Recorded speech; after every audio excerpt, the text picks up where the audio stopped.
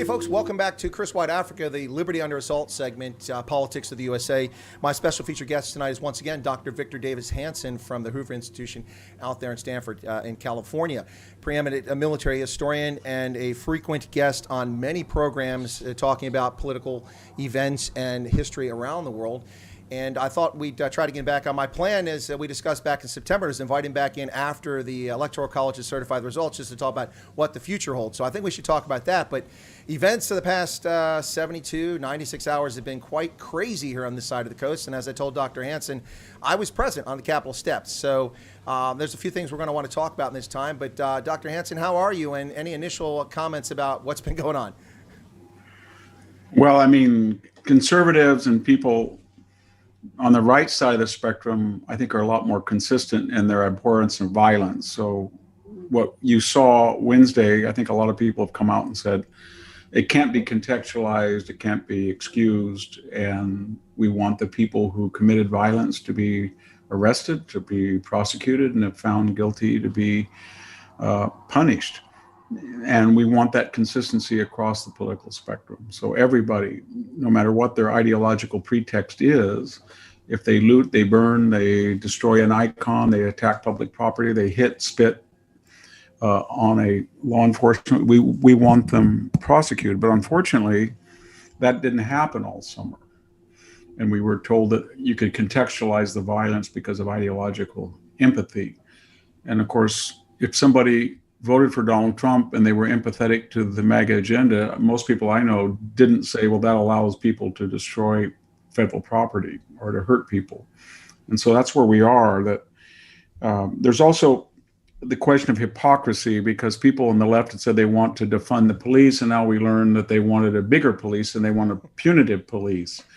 And the veteran who was shot unarmed, probably, I mean, people are not rioting and looting because of her death at the hands of law enforcement, even though she was not armed. So I think there's a sense that at this point in our republic, you can't pick and choose what violence is acceptable and what violence is not acceptable, what's correct and what's incorrect, what defunding platform is good, what's bad. You just have to be consistent. That's what I think people are trying to do. As far as Donald Trump goes, he reached, I think, a crossroads after the election. And I talked to a lot of people. I wrote about it and said that I thought there was egregious irregularities when you have 100 million people, obviously, who vote early or by mail. You don't have the same degree of authenticity you would in a traditional election. I think we had 62% did not vote on election day. And just 4 years ago, it was only 40%. Where everybody was worried about that, and there were legitimate grievances to the courts to recount, but fairly or not, rightly or wrongly, they were not going to change the election. Just given the parameters of American history and political science, you knew that wasn't going to happen. And that was, I think, beyond a doubt, at the choice of the electors on December 11th. At that point, Donald Trump was a fork in the road. He could play Andrew Jackson of 1824, the aggrieved loser, galvanize his supporters, say it's no longer about me, it's about a constitutional principle. I'm going down to Georgia. I'm going to move into Georgia for a month. I'm going to campaign to save the Senate and Republican government from a left-wing agenda that it's incompatible probably with it. And it's not about, and then I'm going to go out and barnstorm the country for another year or two and help any candidate that welcomes my help, and he could concede. And had he done that, and as you and I are talking right now, he'd be an iconic figure. He would be a sympathetic figure, but instead he persisted. And I think he got to the point where he had a small group of advisors that were telling him things, and he was selectively looking at things that didn't represent the true empirical state of public opinion or where he was at. And so then he was a tragic figure. And I had written about that earlier when I wrote a book about him, about his victory of 2016, is that he had certain skill sets. He does have certain skill sets that affected change in a way that was impossible before. So we're looking at China, the Middle East, NATO contributions, North Korea, fracking, energy development, deregulation, tax, economy, record low unemployment, outreach to minorities. He did things, and he took on the left. He was a combative person. And he had a lot of successes until the COVID struck. If he had been up for election in February 2020, he probably would have won hands down, because the economy was at, almost 3% GDP annual growth, 3.5 unemployment. The world was calm. And then a series of disasters, the pandemic, the lockdown, the recession, the George Floyd death, the rioting, the arson, the looting, the peculiar election, and then the aftermath. And it all was a perfect storm. And he did a lot of good things during that time, but not perfect. And he suffered that. Doesn't mean that he can't. We Americans always like comeback. So if he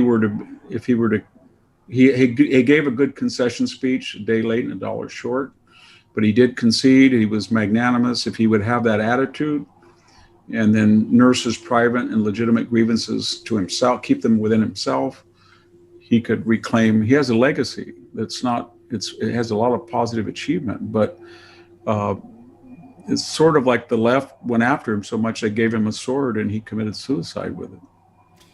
Yeah, they certainly did give him all the ammunition to wound himself, it seems like. But as you say, it's quite a legacy. I mean, if you look at this, I'm well known as not being a Trumpster, so to speak. I'm a conservative, of course, and much of the MAGA agenda is to me lifted right from the Tea Party movement. It seems a lot of it there.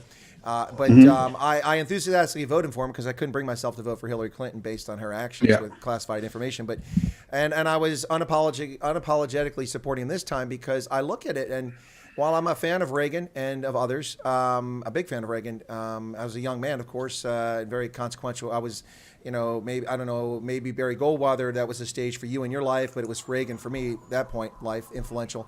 But for me, I'm honestly, I look at all the things he's accomplished that have been ignored for decades. China, as you mentioned, moving the capital, the embassy to Jerusalem, all these other things that are simply no one taking on NATO, Germany getting by with paying 1.6% or 1.4% of their GDP for defense, free riders on our backs as we bury ourselves in debt for 50 years to protect them. And arguably, I think at the end of the day, if people are objective, you have to say that whether you like him or love him, hate him or leave him, Donald Trump has one of the most consequential four-year presidencies in the history of the Republic. I mean, I think that's a fair statement. Yeah, he did. I mean, he replaced a porous border. Some of it was fenced, some not, with 450 miles of security. And I can look out the window and see my community that's about 95% Hispanic and is mostly opposed to illegal immigration because of crowded health facilities, entitlement overloads. And it's been a different world the last 2 years. Essentially, illegal immigration came to a virtual halt. And that's not going to be true within a couple of months, I think. So across the board, he did a lot of good things. There is a narrative that he was unusually crass and uncouth, but somebody remarked, well, he said things that were insightful, and he did, and they're regrettable. But I mean, you have to look at the political atmosphere in which we in America conduct politics. Nancy Pelosi tore up the State of the Union address on national TV. Joe Biden was asked, is Antifa a violent organization? He said, it's not an organization, it's an idea, as if an idea can burn and loot. When I was younger, Ronald Reagan here in California was governor, and there was the campus were all aflame, especially UC Berkeley. And they asked Ronald Reagan, governor, what would you say? And they were expecting, let's calm down and come together. He said, if you're going to have a bloodbath, let's get it over with. And then later, when Patty Hearst kidnapping, people said the Hearst family should give free food to Oakland poor. So they did, to get their daughter back. And what did Ronald Reagan say? He said, I hope there's some botulism there in that handout. Did he mean to kill people? No. But Barack Obama said during 2008, he said, I want you supporters to go out, argue, and get in their face, literally. And then later in Philadelphia, he said, I come from Chicago and I know how to I want you to take a gun to a knife fight. So it wasn't peculiar to Donald Trump, but that's thematic of his presidency, that people took things that he did and then in isolation said that this had never happened before.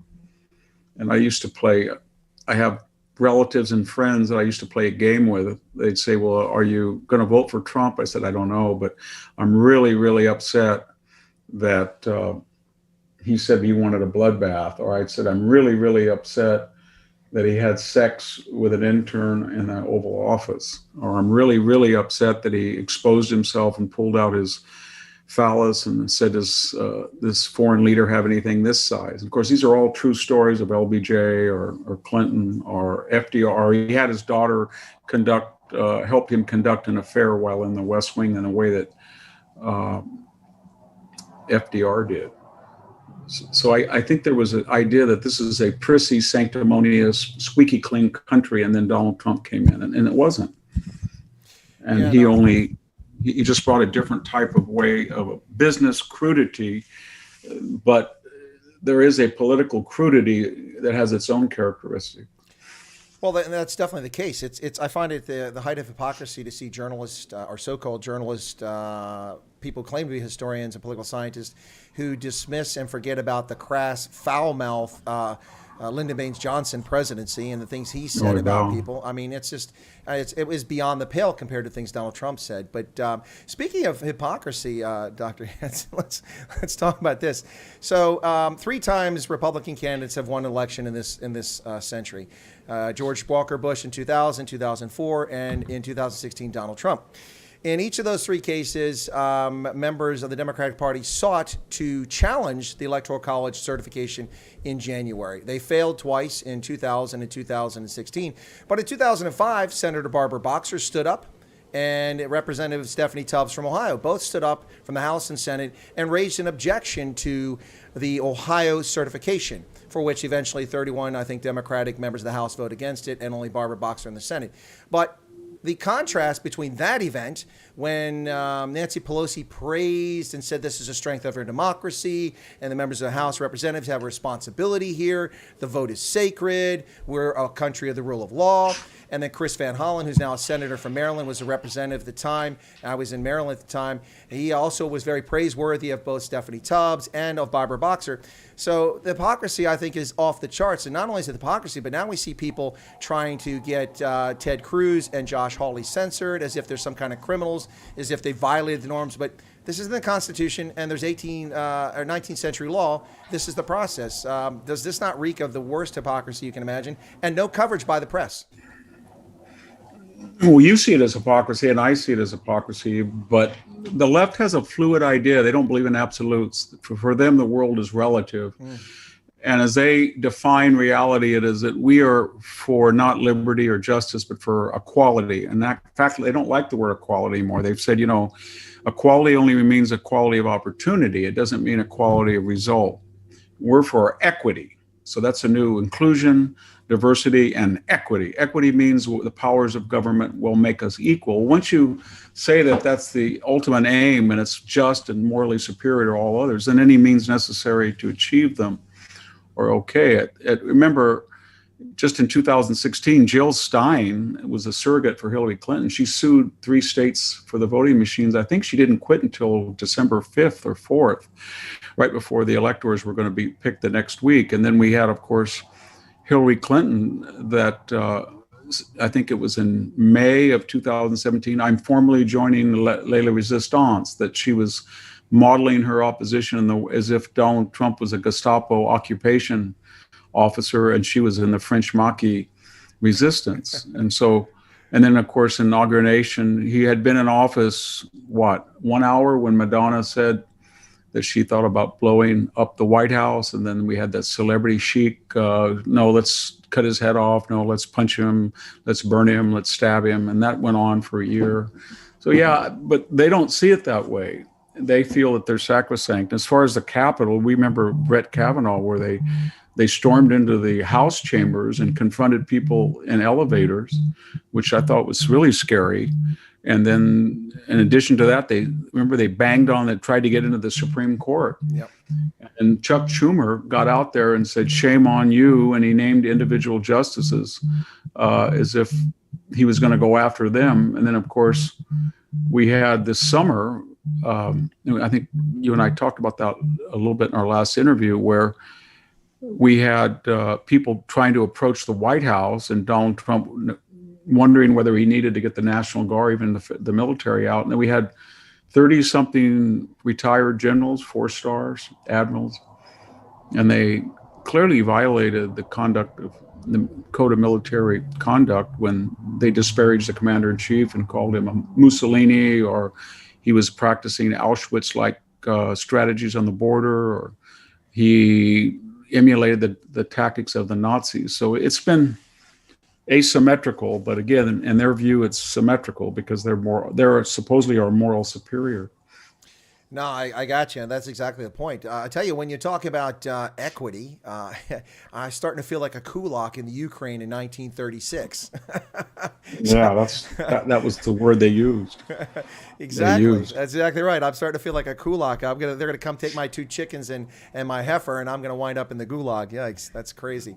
No, it really is something here. How the cognitive dissonance and just the ability to simply ignore things. I covered this earlier this year when Nancy Pelosi used her government website from the House of Representatives to publish a news report, or not, to write a statement calling Donald Trump a racist and claiming he banned 350 million people of color from entering the United States because earlier this year he signed executive order in which he directed that countries that continue to not live up to the modern standards for passport and not share criminal history data with countries, which is the norm. It's all since 9/11. This has all been in place with biometrics and all that. Under Bush, under Obama, and 3 years under Trump, they were given a pass. So Nigeria gives passports out to people and without even proving the provenance. You know, my name is Ibrahim, and this is my name, and I was born in this state. They don't even check it. They just issue a passport, and they don't share the data. So Trump's like, we are not going to let you send people to immigrate to our country anymore until you can prove the provenance of them and fix your passport issuance system and share criminal data. So Nancy Pelosi called him a racist and said he was blocking people of color. Well, the problem with that, Dr. Hanson, is that what happened was the same day that he blocked Nigeria with 208 million people, that's where she gets to 350 because it was 6 countries, he also lifted the same restriction against Chad. And last time I checked, Chad was a black African Muslim country. And so now Chadians who wanted to immigrate to America could come here. And the also fraudulent part about that was that it never affected 350 million people. If you're Nigerian or a Kazakh, you still want to come to America on business or tourism or for university or research, and you could get a visa, you could still come. It only affected people who wanted to leave those countries and move to America and become Americans and get green cards. And she put that on her government website, and she lied and gets away with it. I called her out, but I mean, I only had 5,000 viewers at the time, so that really didn't get much attention. But yeah, I think that's a larger problem, that people think that because the quote unquote average American is in the majority, therefore that in a constitutional republic that has democratic elections, they're going to be heard. And what's happened in the 21st century is that all of the levers of influence and power are held by the left. So social media, they can ban somebody, they can deplatform you, they can stop ads, they can adjust the order of a Google search. So if you wanted to say Nancy Pelosi plus immigration, you're going to get 50,000 matches that say how wonderful she is. And then, 500 pages on your computer later, you're going to see this about Chad or something. And so they have Wall Street, and Wall Street's not the Wall Street that I grew up with because it's a global institution now. So it talks in terms of trillions and not billions. It's got Silicon Valley, $4 trillion. And these university endowments are not a billion, they're 30, 40 billion, Harvard, Yale, Stanford. And it's got the foundations, and it's got Hollywood, it's got professional sports. So when you get up in the morning, when a person sees a basketball game or an NFL game, or he gets on this computer, or he goes onto social media, or he takes a class, that message is reinforced.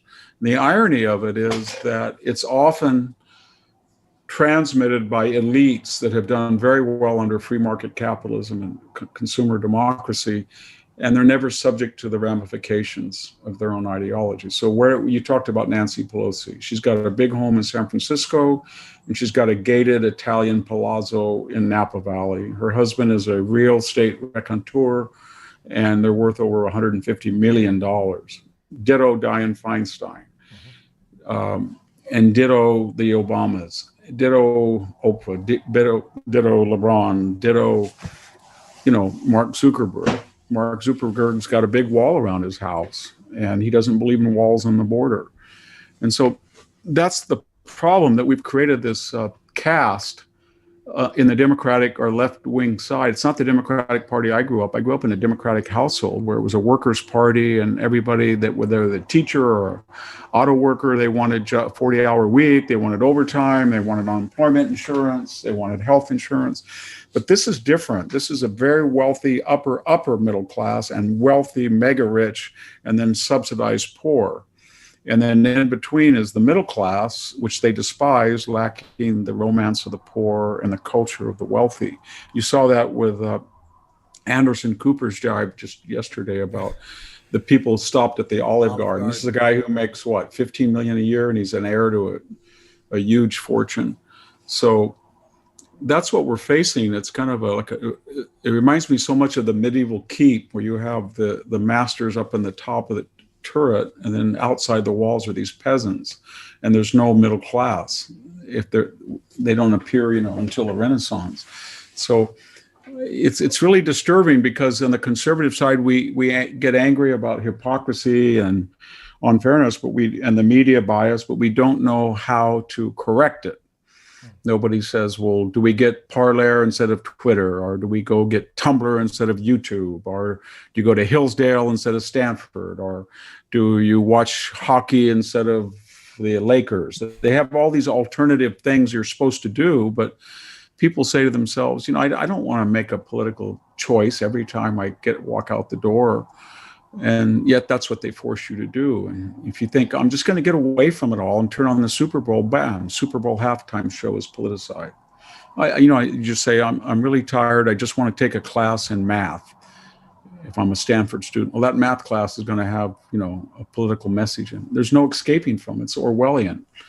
And that's why I think it finally drove people crazy, and they get violent. It's not excusing them. They should be punished. But a lot of people they don't know what happened so quickly to their culture and their traditions and their customs.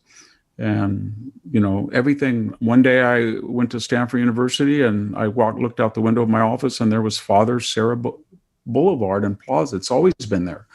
Next day I know it was renamed. I don't even know who the name is. What was the point of that? Because it's an 18th century priest who created the mission system in California and introduced agriculture and was a very humane person, suffered a great deal during his life.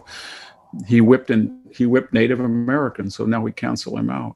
So that's what's scary. They're hijacking and erasing and Trotskyizing whole elements of our traditions and custom to make it, Orwell said, anybody that controls the past controls the future, and you control the past and the present. And so that's what they're doing.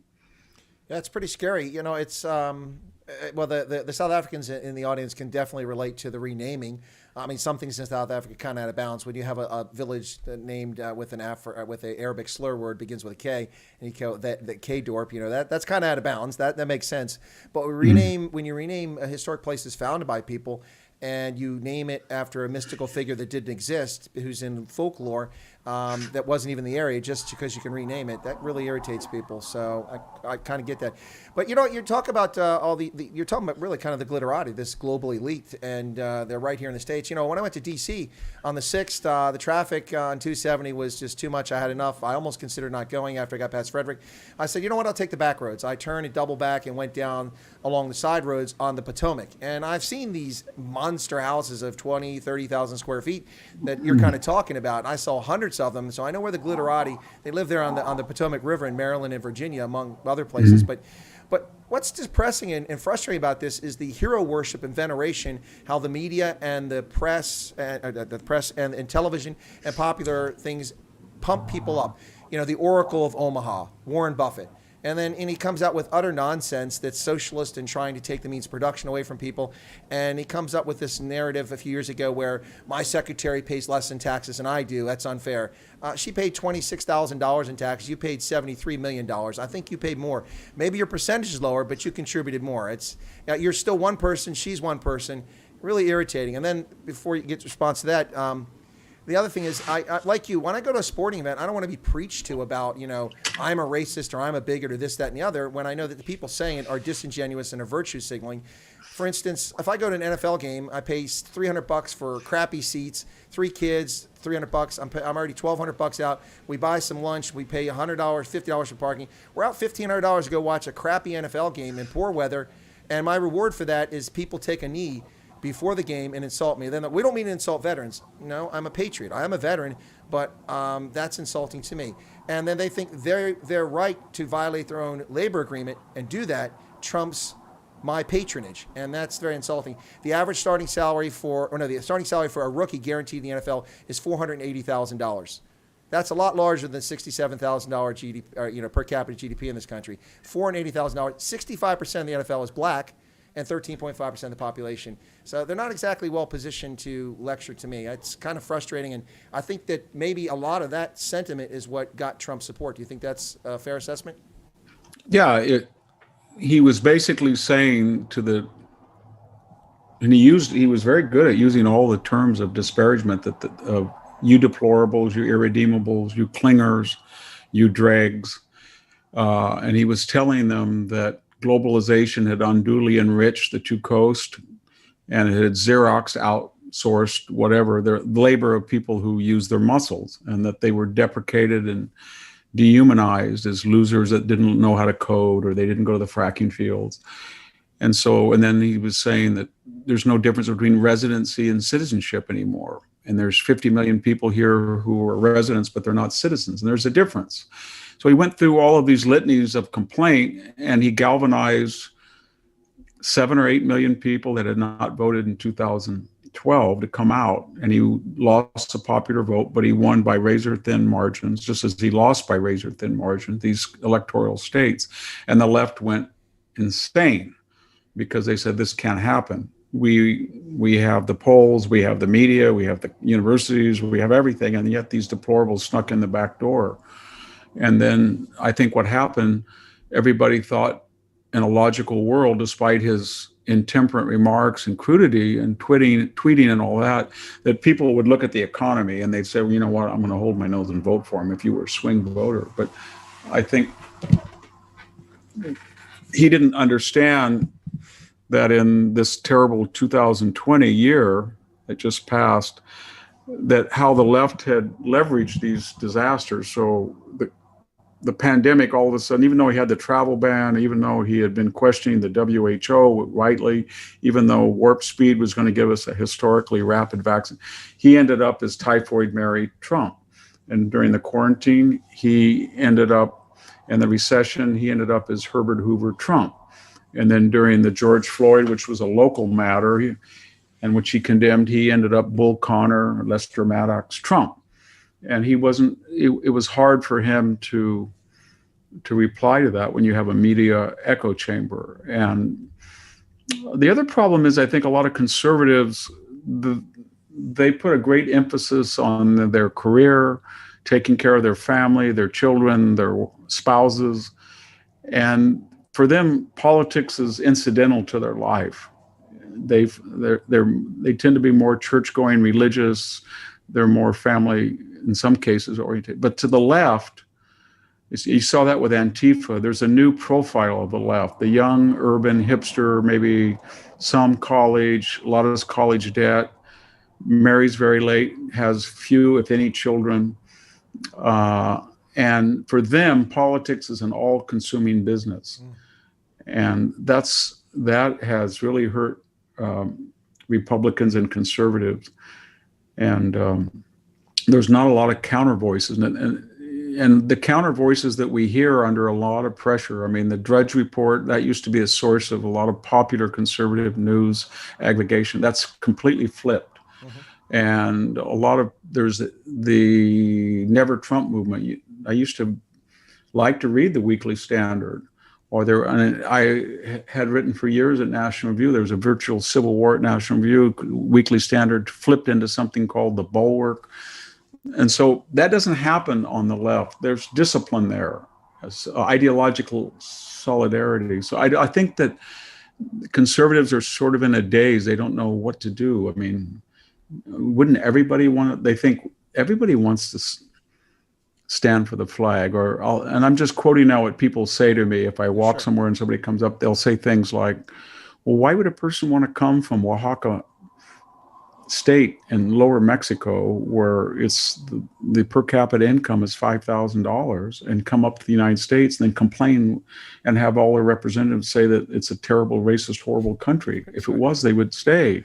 Or they'll say, well, as you said, $8 million is the average salary in the NBA, and it's not subject to proportional representation, disparate impact as many other institutions are. It's exempt. So they don't understand it. They just think, wow, what's going on? And I had to talk with the other guy the other day, and he just came up to me in the store and said, what do you think of the movies? And I said, I don't watch the movies. No, the new ones. And I said, I don't go to the theater. And he said, I'm getting so tired of a guy with a Russian accent or a South African accent covered with tattoos, and he's some nut who's trying to work for an evil corporation, and then there's a multiracial, multicultural, gay, feminist hero that shoots him 1,000 times and saves the world. And I thought about that, and I could think of, a lot of movies like that. So it's a 360 degrees, 7 days a week experience, the left-wing political experience. No, it is absolutely frustrating. I was a devout reader of The Economist for 35 years. So devout that on a trip to the UK in London in 92, when I was there, I went to their head office in London and renewed my subscription in person. That was I really appreciated. I liked the American survey, A View from the Outside, the British survey, so I was up on UK politics. And when I wanted to get coverage back in the 80s and early 90s on Nagorno-Karabakh or Abkhazia or Burundi, the only place I could find it with reliable and objective reporting was The Economist. But over the last 2 decades, I just couldn't stomach them anymore. I like to read things that don't agree with me, as long as they're reasonable. But I can't read The Economist anymore. You mentioned the Weekly Standard. Those are things I can't read anymore. It's just beyond the pale. Very frustrating. Yeah, it is. I think people, when you go and talk as a professor of 30 years, when you see younger people today, and these are what you're talking about, the people who are running The Economist are not educated in the way that their forebears were. Mm-hmm.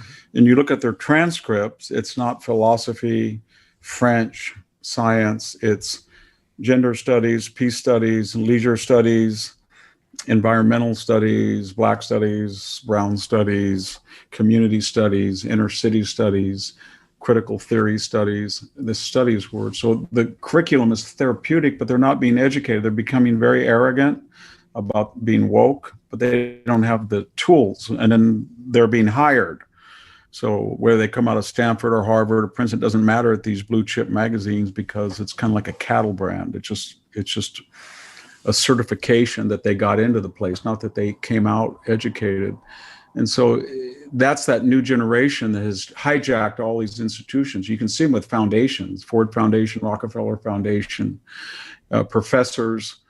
And you want to know where it all leads. It's hard to know where it all leads, because progressivism doesn't work. It's contrary to human nature. Here in California, I think it all leads to California, to be frank, because we have 2 sheriffs in LA County and San Francisco County, and we're starting to see almost every day a felon that was let out 2, 3, 4 times that in 2020 kill somebody. They won't incarcerate him because of COVID. We've got, I guess, 1 million doses of COVID vaccination. We've vaccinated 22% of the population, 22% of the vaccination, less than 1% of California's population. The roads don't work, and people are leaving in droves. You go up to San Francisco, and I remember that when I was in college, I was a student in Greece for 2.5 years, and I would go to Egypt in 1973, right after the Yom Kippur War, and I went to Old Cairo. And I'd never seen anything like it in my life. I mean, people, actually, I came home a year later, I got malaria. I said to my parents, they were sleeping on the street. They were defecated on the street. They were eating off the sidewalk. They were cooking on the sidewalk. I don't mean with a pan. I mean putting food on the cement or the dirt and letting it get hot. And yet, when you go to San Francisco, you see the same stuff. So this state is a model for the future, and progressivism, is my larger point, doesn't work. And yet it's going to be forced down our throats. And I think the result will be that the very fundamentals of a society start not to work anymore. Want to go to an airplane, you won't get a connection. You want to mail a letter, it won't get there. You want to get on a freeway, you won't get to your destination. You want to stand in line for a vaccination, you're not going to get it because of all of these extraneous considerations in the bureaucracy or being woke or limitation, like the Soviet Union. That's the ultimate depot that we all have to stop at once we get on the socialist train. It's crazy. That's where it's headed. It never goes the other way. No, it doesn't. That's the scary part about it. And unless, unfortunately, eventually down the road something violent happens, and we don't want that. But I was in San Francisco last year, or 2 years ago, for the Rugby Sevens World Cup. First time in 30 years. I was there in '89 and back in 2018. I was nearly in tears. I stayed downtown at a hotel that's $375 a night. I didn't pay that. I used my points. but I walked out, and people were defecating on the street at night. A strung-out prostitute approached me, wouldn't leave me alone.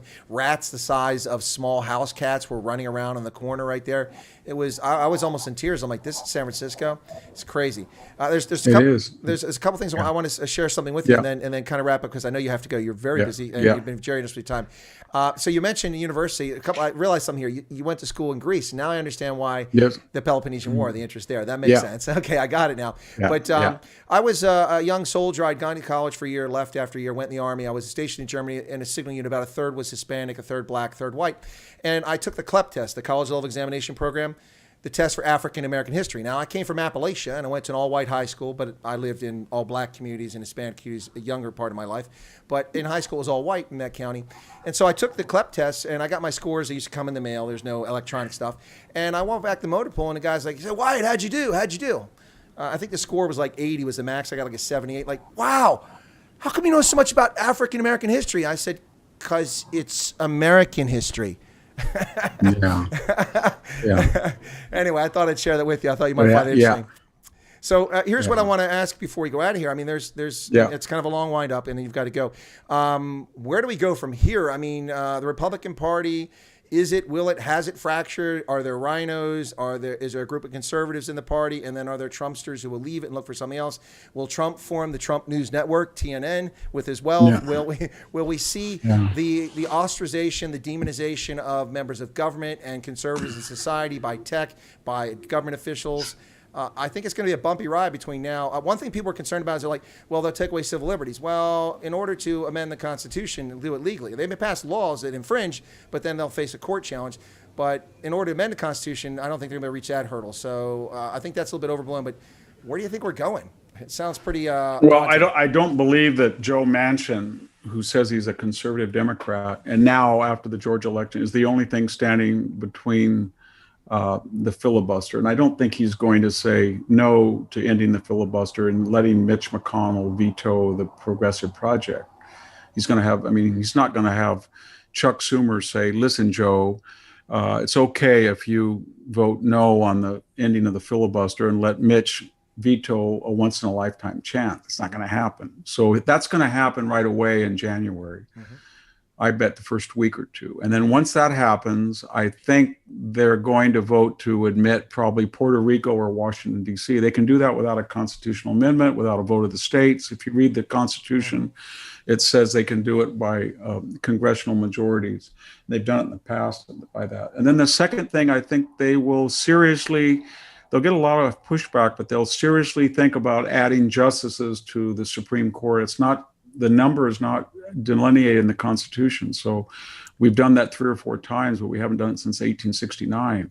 I think that'll happen. We'll get a Supreme, and that'll be when they get that, they have a trifecta: legislative, executive, judicial. Then I think we're probably going to see a national voting law, just like the 18-year-old vote that overrides state legislatures. It'll probably say that this percentage of the vote must be mail-in or early voting, or no, you cannot ask for any IDs in any states. And then I think we're probably going to have this national voter compact where 200 enough states with 270 electoral votes. I think we're almost there. We're about 78% there. We'll say that their electors are chosen on the basis of the national, not the state vote. And that'll be the end of the national. And at that point, I think they're going to get a lot of pushback, especially with the new Green Deal and reparations and tearing down the wall or something like that. And there'll be a pushback, and it will be like the Obama pushback of 2010, that people got sick of the Tea Party. And then that'll be interesting because it'll be who is going to be the people pushing. I don't think it's going to be the ossified congressional senators, Mitch McConnell and those. I don't think it's going to be all of a sudden Bill Kristol and David Frum and Jonah Goldberg are all going to come back and say, we told you so. We represent the intellectual elite of the East Coast, and we're going to take over the party because you bad boys ruined it. I don't think that's going to happen. I don't think Mitt Romney is going to come back with Ben Sauce and say, you know what, we were sober and judicial voices. I don't think Donald Trump's going to be able at this juncture to come back with the same force, I think, that he had. But what I do think will be is it'll be a national popular worker expression that combines the cultural and traditional conservatism, but a MAGA, America first on trade and economics, and that will require new leaders. I don't know who they're going to be, but I will bet you that a lot of people, both genuine and maybe not so sincere, are going to adopt that role. Whether I think you're going to see Mike Pompeo, I think you're going to see Tom Cotton, I think you're going to see Marco Rubio, I think you're seeing yes, Kristi Noem, Josh Hawley, and even Nikki Haley. All of these people of various degrees are going to run on the Trump agenda. I just don't think there's going to be any support. And it'll be interesting to see what happens. And a lot can happen if things get really negative and people get very angry, because the left doesn't know when to quit. It'll never stop. Then we'll see and their memories are of a booming economy under Trump. What will Trump be doing? He will be always 4 years younger than Joe Biden. And so he can, if he wants to clean up his act, and he can resume that role if it's viable for him. So I think that's where we're at. The question then finally is, how much damage will they do before there's a backlash in the midterm election? Yeah. And that's why I think they're going to act with dispatch very quickly, and they're caucusing today, tomorrow, and they're saying things like this, no doubt. Yeah. Well, we just have to be disciplined, and we have to ram this stuff through, and we don't care what people say, because when it's all over, we'll get it done, and they're going to eventually stop us, but not until we get this agenda through. And I think that's why Georgia was so tragic. It was. And I blame that on the candidates, Mitch McConnell, and on Trump, all responsible for that failure. I do too. I think Trump had said, if he had just done one rally and said, I'm not going to speak about me. I'm not going to speak about the injustice done. The only worry I have is that you voted and you didn't get your full expression because there were irregularities. That doesn't matter now. It's ancient history. What matters is that we stop these people and get Perdue and Loeffler elected. I think he would have won. Absolutely, I agree. Won. Yeah, but the candidates weren't particularly appealing themselves. It wasn't good. Now, you have to fight. You fight with the army you have. Well, that's true. You go to war with the army you've got, right? Trust me, I've been there. It's a funny thing. Not to drag this out longer, but when I was a young soldier in Germany, we had these Pumpkin-sized pre-positioned overseas material and configured sets. So it was equipment for troops who would come from the States to fill in when the Soviet hordes came across. A lot of us in the unit, they're always like, "Yeah, no, don't worry. This broken Dodge pickup truck you got. When we go to war, they're going to give us the new stuff." No, that wasn't for us. That was for the troops from the States. So you go to war with the army you got. But a last one here before we go, please, is that is this a hopeless shot in the dark? There is another mechanism in the Constitution, and there's been movement on it for several years, and we're approaching the number of states to make it possible. This concept of a convention of states where the country can alter the Constitution. Is that just a pipe dream, or is there any merit to that? Yeah, I don't think there's going to be enough consensus on that. I've just been kind of tired. I've done a lot of interviews today with different Fox pundits across the conservative spectrum. They can't agree on anything. No. And then talk to our representatives. They can't agree on anything. And what they need is somebody with the outlines of a Trump agenda, but is younger, charismatic, and understands the left. Donald Trump's idea was, I don't really want to know what the left is about. I just want to crush it. If they bother me, I'm going to hit back. I'm not going to bait them, but if they bait me, I'm going to hit them with megatonnage. That worked for a while, but you need somebody also that understands what the left think, how they think, why they think, where they think, and it has to be a lot more subtle. and yet has to be just as committed as Trump. That's hard to do. Well, thanks a lot. Yeah, that's it. Dr. Victor Davis Hanson, people are saying we'd love you to stay for an hour or two. He's been busy all day. He's been very generous with time. I want to thank you. Thank you. And you had a comment in the Telegraph Herald. The last sentence that you wrote in an article that appeared yesterday was, amid death and destruction, perhaps one day historians will conclude that what could not kill off America in 2020 only made it stronger. I want to end on that good note. And it was an excellent op-ed piece. I hope so. Yeah, me too. Dr. Victor Davis Hanson, thank you so much for your time. We'll chat again later. Cheers. Thank you. There we go. Folks, wow. That was, we got 15 more minutes than we expected. Listen, I appreciate everybody wants Dr. Hanson to be here, but he has been recording in studio all day. And if you want to see him beyond my stream, you can turn on Fox News, among other channels tonight, and you will see Dr. Victor Davis Hanson on there, where he'll be talking to all kinds of pundits for short segments. He's been very generous with his time. I hope you enjoyed that. It was a great pleasure to get him back. I've got a million questions. We try to keep it to a reasonable amount. He's a fantastic historian and a fountain of knowledge, and a great pleasure to talk to. I hope you guys enjoyed it. For those in South Africa, Botswana, Namibia, and other parts of Africa, thank you so much for staying up at this late hour to watch this. I appreciate it. So we had a decent number of viewers for the live stream. He was last here in September. Now it's January. I'm not sure when I'll ask him to come back, but he is very much in demand, and you can see why he's in demand. So I'll do what I can to get him back on. I think it was brilliant. Thank you all so much. What I'll probably do is edit this. I'll leave this stream up. I'll edit and make short clips so that we can get some more short videos out there and get some more people to watch this. But thank you. Share it far and wide, folks. God bless. Appreciate your support. This is the third stream of the day for me. So like Dr. Hanson, I'm a little knackered myself. So we're going to call it here in just a minute. But really, thanks, everybody. It was great for the support. For the channel. Oh, that was terrible. Thank you so much. And be sure to share it far and wide. And once again, my profuse of thanks to my guest, Dr. Victor Davis Hanson of the Hoover Institution out there at Stanford University. Wow. Awesome stuff, folks. Sorry I didn't get to the chat, but this was an interview. Really not a time for the chat. And I did see the comments over there. I kind of incorporated a little bit of it into my questions at time.